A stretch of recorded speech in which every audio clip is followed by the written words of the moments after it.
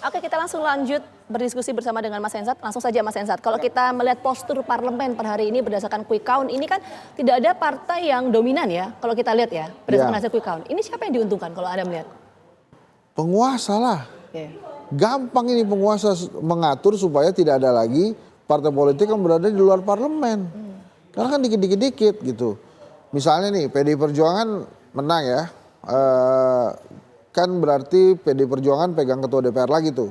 Kemungkinan Mbak Puan lagi. Cuma dengan angka 16-17%, dia tidak akan menjadi oposisi atau pengkritisi kelompok di luar pemerintahan yang kuat gitu. Dia perlu teman juga gitu. Okay. Nah teman-teman yang lain itu partai-partai politik lainnya mau nggak bersama PDI Perjuangan yang lolos ke Senayan ya. Misalnya kita lihat Gerindra, Golkar, PAN, Demokrat itu semuanya masuk Senayan tinggi-tinggi. Ya itu udah jadi gengnya Pak Prabowo gitu ya. Yang lain gimana? Nasdem, PKB, P3, PKS gitu. Itu semuanya gak pernah punya masalah sama Pak Prabowo dan Jokowi tuh. Nasdem misalnya, gak ada dia masalah sama Jokowi sebetulnya sekarang ini. Dengan Pak Prabowo juga, PKS pun demikian. PKB mungkin lah yang perlu ada lobby-lobby lah karena kemarin meninggalkan Prabowo kan. Tapi apakah kemudian tidak bisa balik? Bisa aja. P3 gimana? Sebetulnya sebagai rakyat Indonesia, kalau rakyat mau untung, itu oposisinya mesti kuat juga. Okay. Kekuatan di luar pemerintahan itu mesti kuat juga. Seperti misalnya pada saat PDI Perjuangan dan Gerindra bersama-sama. Itu kan kuat tuh. Udah bikin Seskap waktu itu sekretariat bersama Sesgap. SBY itu tetap aja bisa dikuyo-kuyo gitu.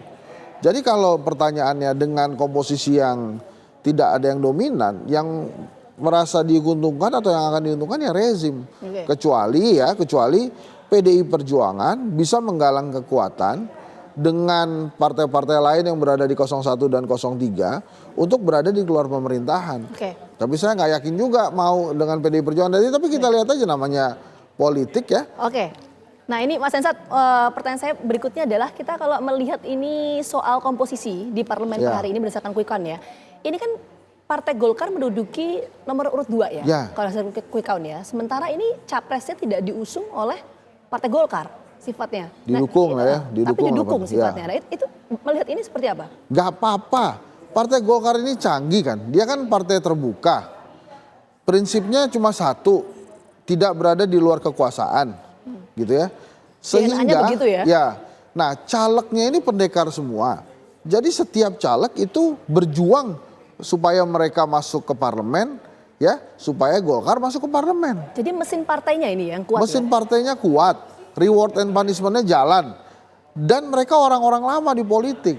Jadi kalau ibarat pembicaraan di kampung-kampung atau kedai kopi itu, ini bukan OKB ini, si caleg-calegnya Golkar.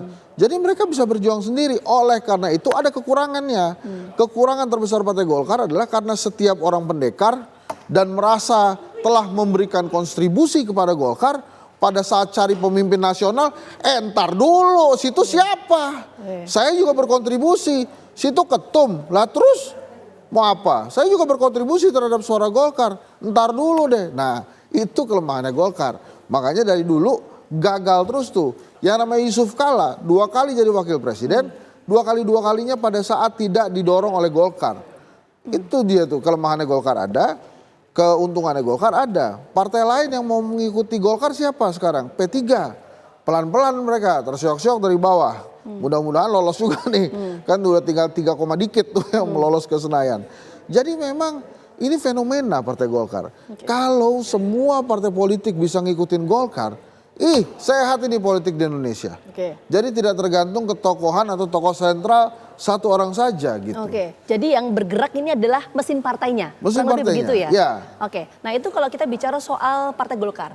Nah ini bagaimana kemudian kalau kita melihat hasil di pemilihan legislatif, Mas Hensat. Tadi kan Mas Hensat menyampaikan bahwa ini karena faktor Jokowi memiliki peran sentral ya untuk kemudian memberikan suntikan elektoral dan lain sebagainya. Tapi kan kita tahu bagaimana kemudian dinamika hubungan antara PDI Perjuangan dan juga Pak Jokowi. Ini apakah kemudian juga berpengaruh terhadap postur parlemen atau seperti apa? Ini menarik pertanyaan kamu tuh, pinter kamu tuh. Jadi gini Vita, nanti hubungan Pak Jokowi itu justru akan menarik kita saksikan pasca pengumuman hasil Pilpres oleh KPU tanggal 20 Maret. Kenapa harus menunggu itu? Karena pada saat itu pembuktiannya Pak Jokowi ini akan seperti yang dituduhkan teori politik, yaitu jadi lame duck gitu ya. Artinya bebek lemah gitu ya. Karena masing-masing partai politik akan langsung menuju ke presiden yang baru ya. Atau dia benar-benar tetap bisa menjaga ritme permainannya dia dan bisa quote and quote mengatur Pak Prabowo sampai 19 Oktober hari terakhirnya dia sebelum Pak Prabowo dilantik 20 Oktober nanti. Ini kalau pakai hasil quick count lembaga survei ya. Nanti kan kita mesti tunggu KPU.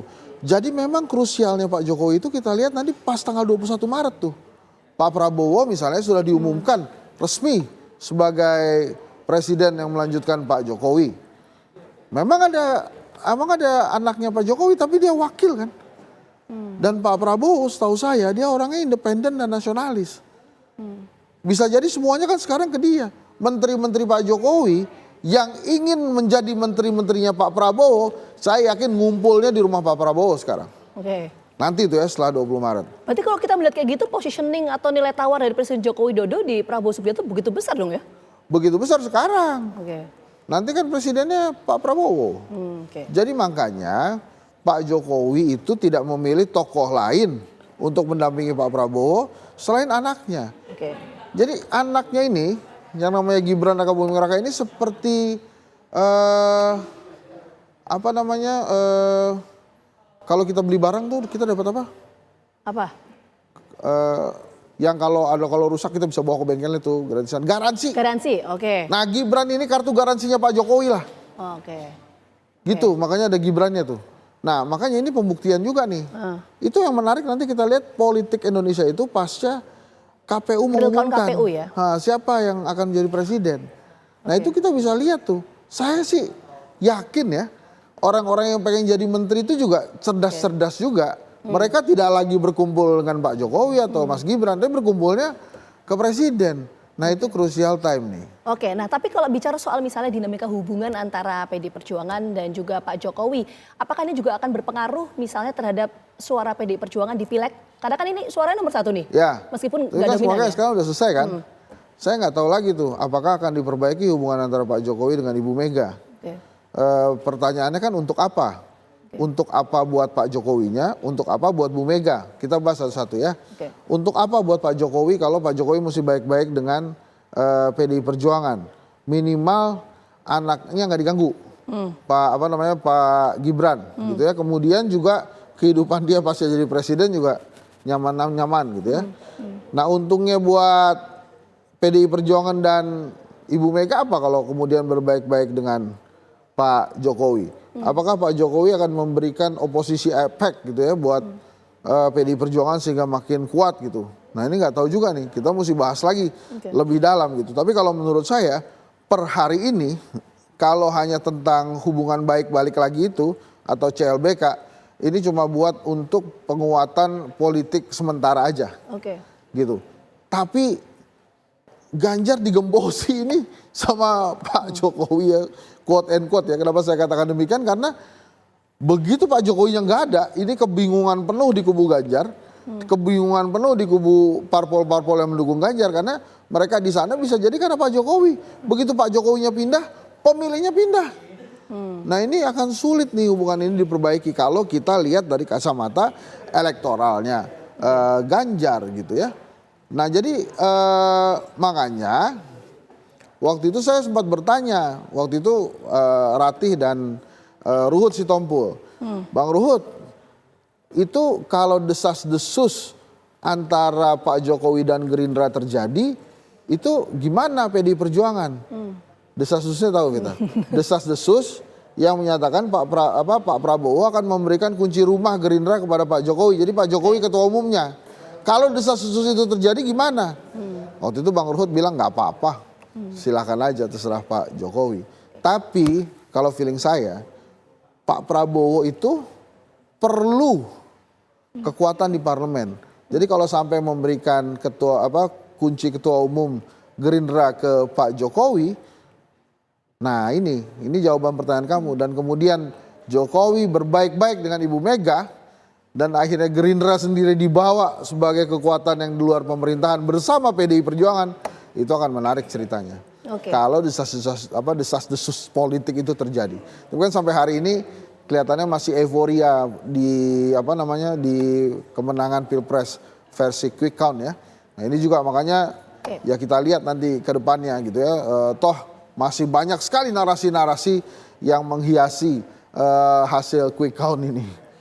Nah tapi pertanyaan saya bergeser begini Mas Hensat, karena tadi kan Mas Hensat juga sempat menyebutkan bahwa sebetulnya kan ini kan momen pesta demokrasi, tidak hanya pileg dan juga pilpres, nanti kita akan menghadapi pilkada juga ya. Nah apakah kemudian momentum pilkada ini juga akan mempengaruhi bandul politik kita, akan mempengaruhi dinamika politik kita? Oh iya. Seberapa signifikan itu Mas Akan Hensat? signifikan sekali.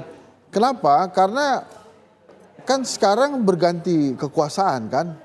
Tentu saja Gerindra sebagai partai pemenang nomor 3 tidak ingin sama dengan kan hasil pilkadanya. Pasti mereka juga ingin. Nah siapa alat kampanye paling canggih untuk pilkada? Orang yang namanya Prabowo.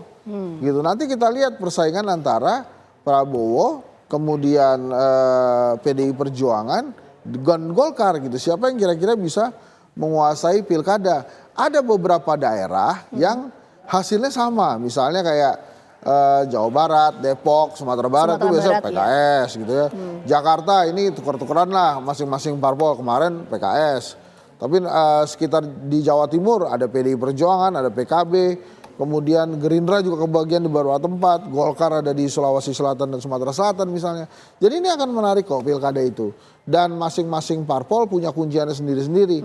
Dan yang perlu diingat, Vita dan pemirsa TV One dimanapun Anda berada, koalisi yang terjadi di nasional berbeda dengan koalisi yang ada di daerah. PKS apakah bisa berkoalisi dengan PDI Perjuangan? Bisa. Apakah nanti Gerindra bisa berkoalisi dengan PKB? Bisa juga kalau di daerah.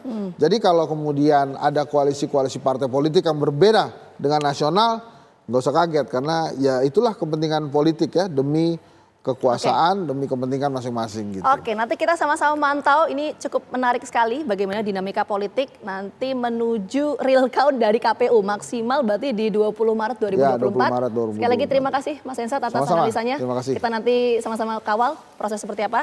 Terima kasih atas kebersamaan Anda.